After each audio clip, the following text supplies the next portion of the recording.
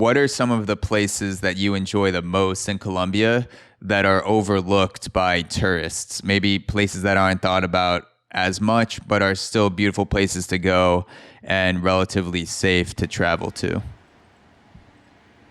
Okay. Well, like I said in the beginning, I am convinced that this place we call Colombia is the paradise. I've never seen anything comparable. Um, Here you will find everything. I think everything is possible to see in the world. You can find it here. um, you have two different oceans. You have high altitude snow. You have tropical beaches. You have um, the plains, huge plains. Actually, recently they found this what's it called? Like these paintings from prehistorical paintings. You know, like rupestric art. And what's the name of that? Yeah. Rupest. Street art? Well, excuse me. Street art, you're saying? No, no, street art. These paintings, like from the caves, from the men from the caves. Okay, like, You know, like caves. I don't know the many, word many, for it. many years ago, thousands of years ago. Yeah, like ancient civilizations. Yeah, well, they just found in a remote place of the plains in Colombia paintings on stone walls and on caves that are 40,000 years old.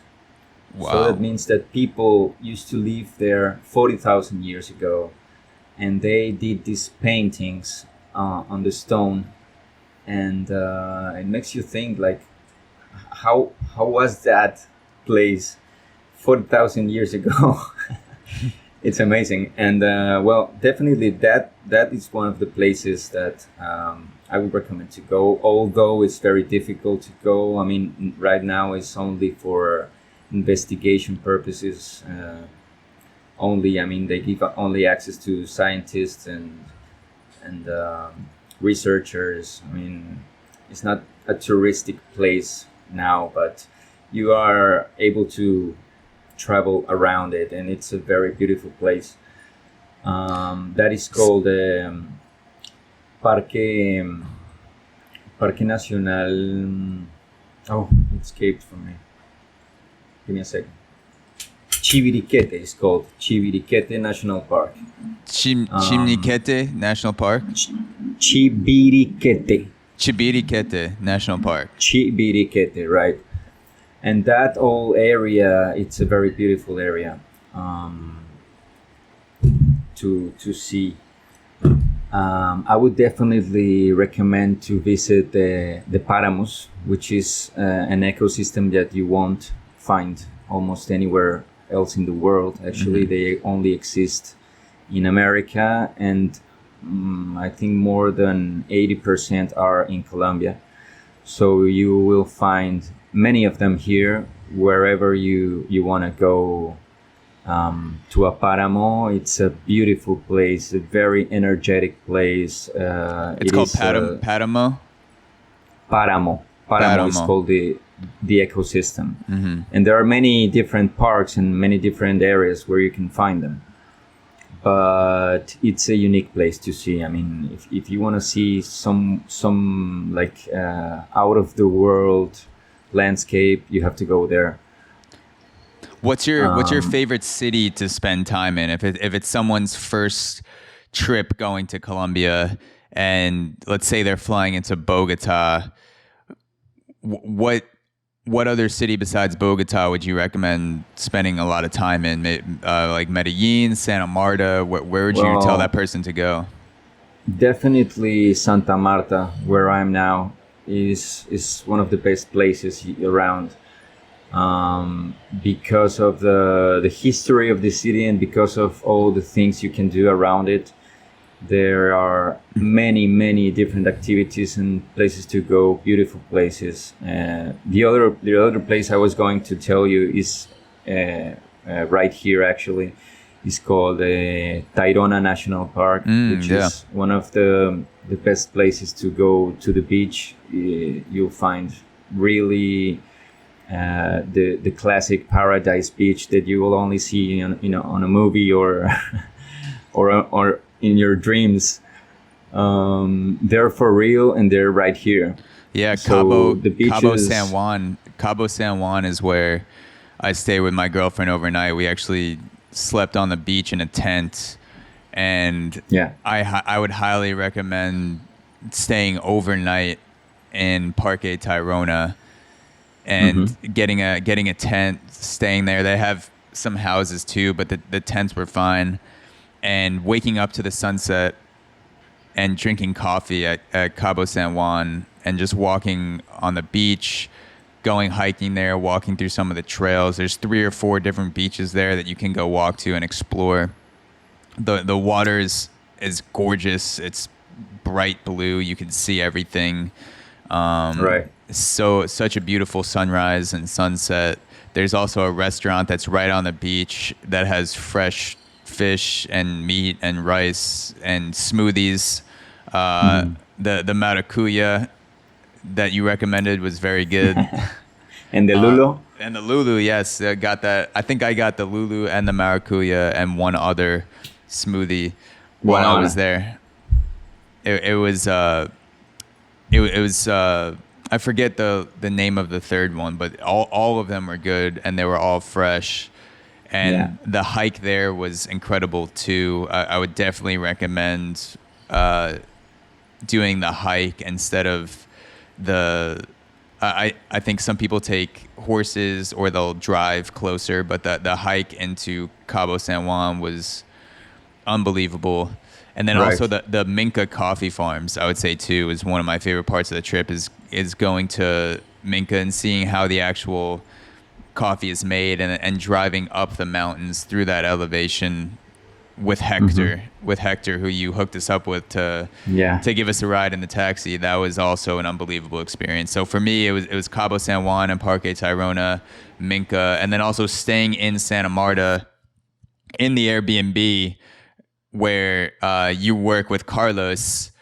It feels like you're in the center of the city and you're so close to everything, which you are. But then it's also on kind of this secluded street with not a lot of cars and people going by. So it feels like you're almost tucked away from the busyness of everything, but you're right down the street from where everything is happening. Right. And if you're going to the beach, you just make sure you bring goggles, because when you're on the water, inside the water, like you don't notice it. But if you can go under the water and you have your goggles, you will notice that there are all kinds of fishes swimming around you. And it's a very beautiful thing to watch. Yeah. Yeah, well, and maybe to end, like the last place I would recommend is to see the Sierra Nevada del Cocuy, which is snowy mountains in the north that is also a national park, and you will find a lot of differences, like in the culture. They live there, and it's also a beautiful landscape. It's like a place in another time. It's like you'll find yourself immersed in a different time. The way I see it, it's like also a bridge to Narnia, a different world. Something like that. Something like that. Can you say the name of that last place one more time? Sierra Nevada del Cocuy. Sierra Cocuy. It's in Nevada Boyacá. de Cocuy. Cocuy. De It's in Cocuy. Boyacá. And that way you will get a glance of everything, like all the different climates and different ecosystems, like some of them that we have here. I will also recommend you to go to the jungle, but well, that's a whole different trip to the Amazon and that south part of Colombia. It's also amazing. But here, if you come to Santa Marta and to Tayrona, you also see a little bit of jungle. It's not the same kind, but it is also a jungle. Yeah, and it's also a great place to go. Santa Marta is also a great place to stay if you're going on a trek to the Lost City. I didn't actually do it, but my girlfriend did it, and there was a bus that left from Santa Marta, and she said it was an amazing experience. And so, yeah, that's also something else that you could do if you have another 3-4 days there. Right. As I said, around Santa Marta, there are many, many, many different things to do. Also, you have snow right here up the mountain. You can do a hike there too. It's a lot longer, but it's also possible. And you have also the Guajira, which is a very enigmatic place, like desertic place, right beside the sea.